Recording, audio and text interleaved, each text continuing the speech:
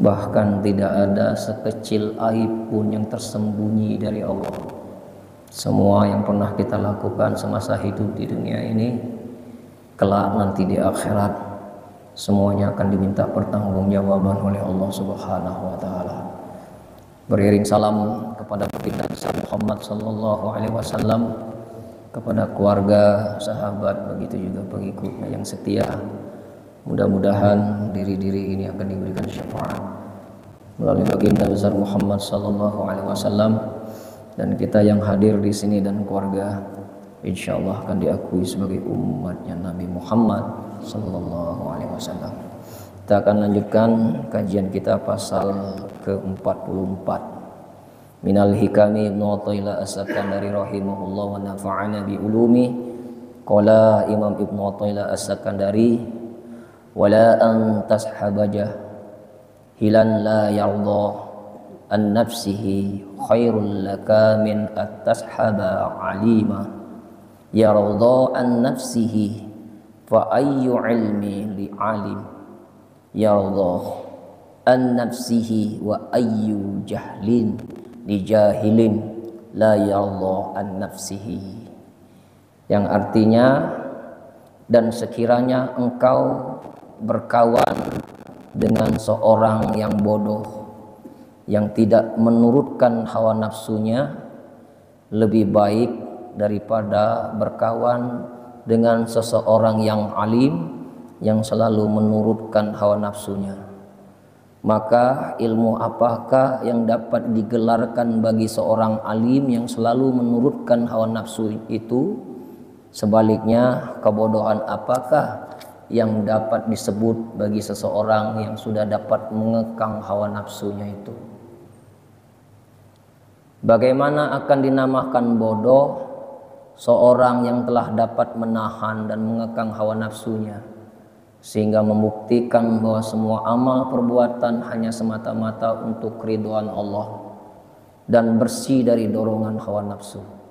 Sebaliknya, apakah arti suatu ilmu yang tidak dapat menahan atau memimpin hawa nafsu dari sifat kebinatangan dan kejahatannya?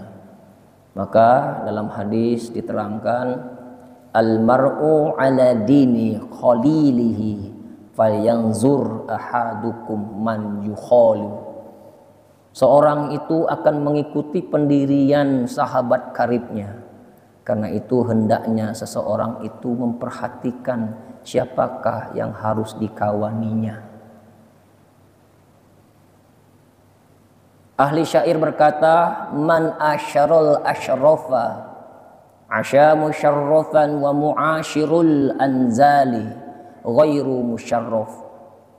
Siapa bergaul dengan orang-orang yang baik akan hidup mulia, dan yang bergaul dengan orang-orang yang rendah akhlaknya pasti tidak mulia. Nah, dari bab ini Imam Ibnu Athaillah mengajarkan kepada kita bahwa sesungguhnya ilmu itu tidak akan berarti apa-apa kalau orang yang dianggap alim itu belum bisa mengendalikan hawa nafsunya. Bahkan Imam Ibnu Athaillah As-Sakandari memberikan isyarat kepada kita, bergaul sama orang yang bodoh tetapi dia bisa mengekang hawa nafsunya lebih baik daripada berteman sama orang yang berilmu tapi tidak bisa mengendalikan hawa nafsunya.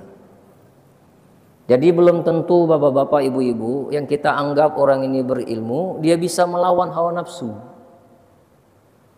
Justru mereka yang sudah banyak ilmu ini lolos dari nafsu.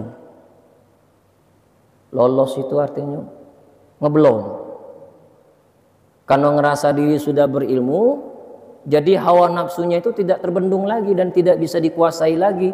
Seolah-olah dialah yang benar, dialah yang tahu, dialah yang soleh, sehingga perbuatan yang salah dia lakukan itu dianggap benar.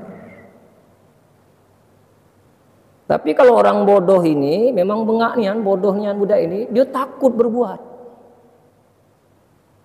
Karena dia kalau berbuat salah jadi dosa. Jadi daripada sok pintar dia diam. Nah, ya. Takut kalau ngomong salah, takut kalau berbuat salah, takut kalau bertindak jadi dosa. Itu lebih mulia. Bergaulah sama orang yang seperti itu dibandingkan kau bergaul sama orang yang berilmu sok tahu.